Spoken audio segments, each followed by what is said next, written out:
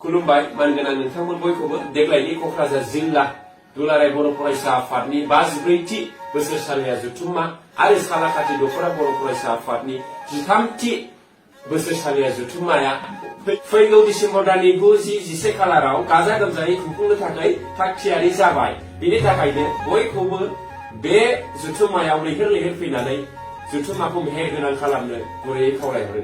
बे जथुम्मायाव गोबां बिटिआरनि दैदेनगिरिफ्रा बाहागो लाफैगोन, लोगोसे मानगोनां सार दिपेन बर' बिथाङाबो लोगोसे बाहागो लाफैगोन आरो 11 मोनाबिलि हारिमु दिन्थिफ्लांनायाव आं प्रेक्टिकेल बसुमतारिया बाहागो लाहैगोन, मेथाइफोर रोजाबगोन, कमेडि फेस्ला फंनैसो डायलगफोर होनानै प्रग्रामखौ मेहेरगोनां खालामनो आं नाजागोन। बेनि थाखायनो बयखौबो बे जथुम्मायाव बाहागो लाफैनो गुरैयै खावलायहरबाय। बयखौबो गोजोन्थों।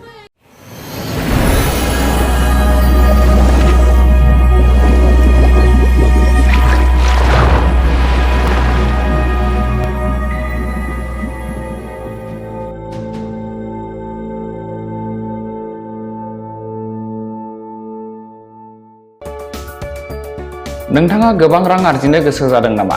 जुदि गोसो जादों अब्ला नोंथांनि थाखाय मोजां खौरां। New India technologies master franchise all Assam ATM service Hitachi ATM and Tata Indicash ATM फसंनानै नोंथाङाबो गोबां रां बुथुमनो हागोन। लाइमोनफोरनिफ्राय जागायनानै बैसो जानाय गासिबो बैसोनि सुबुंफोरानो बे फालांगिजों गोरलैयैनो रां आरजिनो हागोन। नोंथांनि गामियावबो बे एटिएम मेसिनखौ फसंनानै नोंथाङाबो मुलाम्फा मोननो हागोन। बांसिनै मिन्थिनो थाखाय 7002005072 एबा 9401230135 जानबुं अनजिमायाव दिनैनो सुलाद ला।